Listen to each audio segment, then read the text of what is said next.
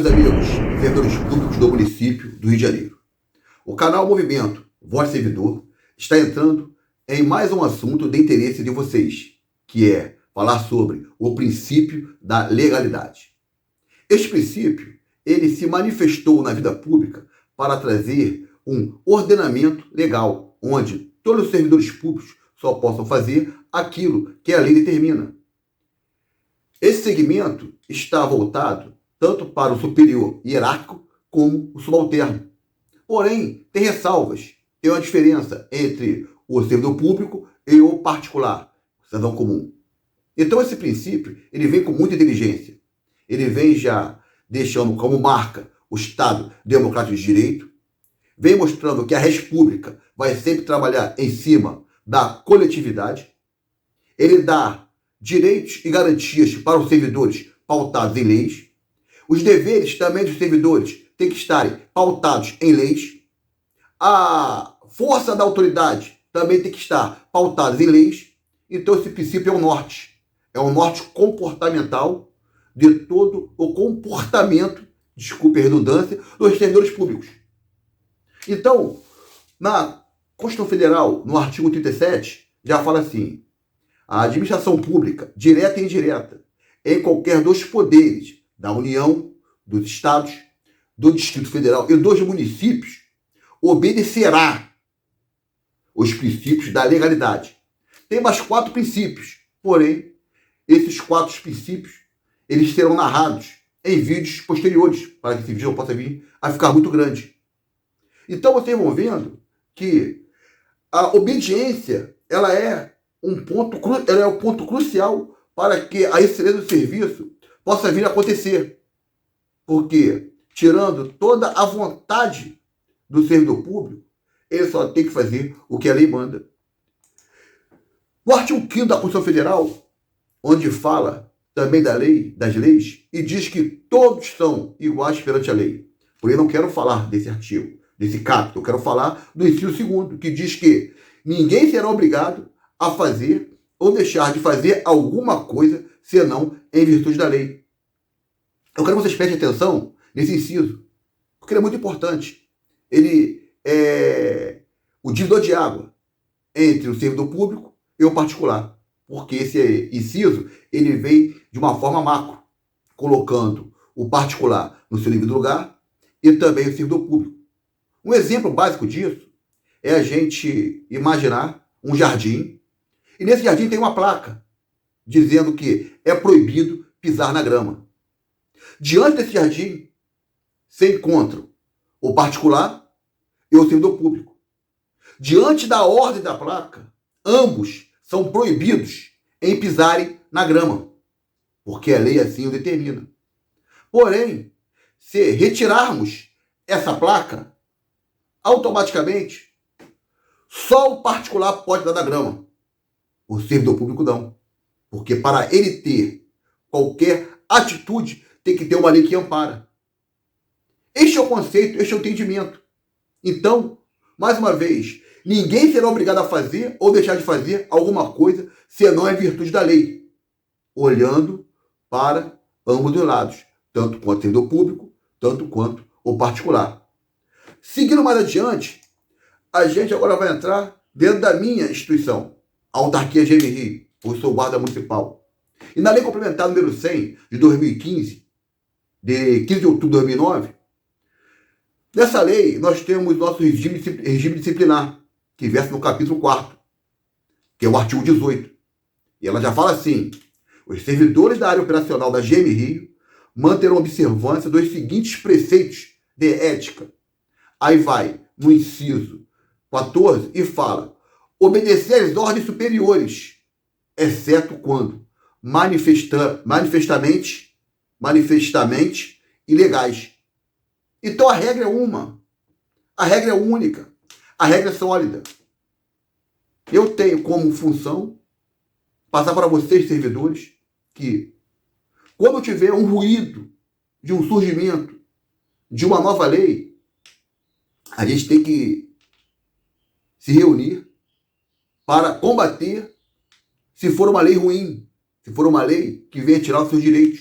Porque depois que é sancionada, fica mais difícil para acabar com os vícios. Então vocês vão vendo o quanto é importante a gente ter aproximação, a gente ter a união. Por quê? Modificou a lei, modificou o comportamento. Não modificou a lei, mantém o comportamento. Isso é tão importante, porque isso aí é para tirar aquele sorriso amarelo do subalterno que está ali, preso ao seu chefe, mas de uma forma muito subserviente.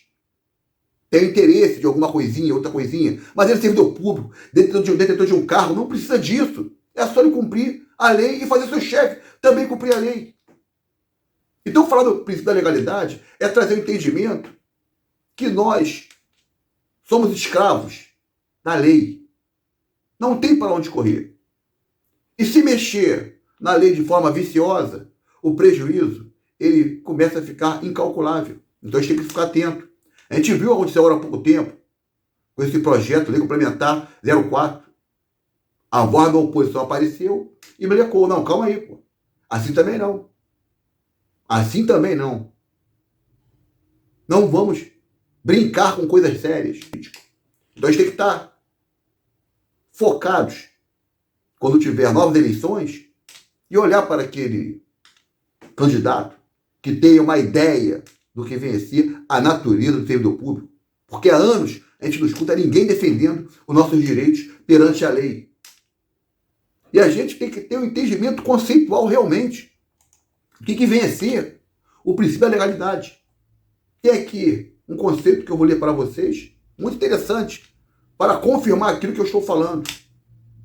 Enquanto o particular tem liberdade de fazer quase tudo o que ele quiser, a administração pública, ao contrário, somente pode fazer o que for expressamente autorizado pela lei. Desta forma, toda e qualquer atividade da administração deve estar estritamente vinculada à lei, não cabendo os agentes públicos realizarem atos ou atividades sem previsão legal. Essa obrigatoriedade está intimamente ligada ao princípio da indisponibilidade do interesse público. O administrador não pode agir como ele quiser dentro da administração. Por este princípio, os bens, os serviços e interesses da coletividade devem ser resguardados pelo administrador dentro da administração. Não há o que se falar em vontade do administrador. A única vontade que deve prevalecer é a vontade da lei. Não podendo o administrador dispuser dos interesses coletivos como se estivesse dispondo dos seus próprios interesses particulares. Esse é o conceito, essa é a base, e é isso que a gente tem que viver. Eu vou contar para vocês um pequeno caso que eu passei, um caso muito frustrante, constrangedor, mas vou contar para vocês a pura verdade. No dia 1º de abril de 2019, o meu paizinho faleceu. Deixou a minha mãezinha, um relacionamento de quase 50 anos, aquele momento fúnebre. Só que, no dia 1º de abril, eu entrei de férias. Se eu tivesse um gestor que estivesse ligado no ordenamento jurídico, não aconteceria comigo nenhum constrangimento. Então, após enterrar o meu pai, peguei lá o atestado de óbito e me dirigi para a minha base. Quando fui falar com o meu chefe, coração muito partido, ali o que eu esperava no mínimo era um consolo, era toda a minha instituição na figura do meu chefe, me dando um apoio moral diante daquele momento difícil. E o mesmo indagou para mim: Paulo Henrique, você está de férias. E eu falei: você está equivocado. Eu não estou de férias. Eu estou de licença luto. Então faz o requerimento. Como é que alguém, naquele momento, vai ter cabeça para fazer o requerimento? Situação constrangedora. Ali, eu me despedi, fui para minha casa, para poder fazer a minha defesa. Entrei em contato com o meu advogado e o mesmo me orientou: faz o requerimento, entrega. Se em 30 dias não te conceder o seu direito, a gente vai estar com um processo contra o seu superior hierárquico. E assim eu fiz. Quando bateu 30 dias das minhas férias, recebi a ligação do meu chefe, dizendo que estava me concedendo mais 8 dias pela licença luto. E eu falei que ele não estava me concedendo nada, era um direito meu, que eu não estava pedindo favor a ninguém.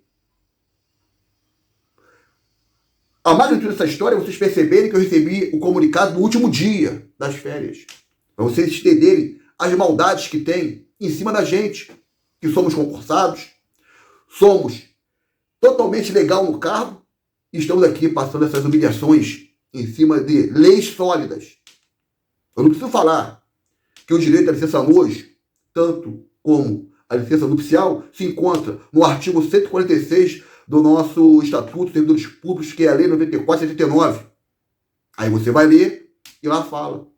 Esse direito sobressai em cima de qualquer direito, sem trazer prejuízo das vantagens e garantias. Está lá escrito. Então, se eu estou de férias e aconteceu essa fatalidade, para esse direito, entra o direito superior, que é a licença nojo, após esse direito da licença nojo acabar, retorna o seu direito, que não é só as férias, são inúmeros.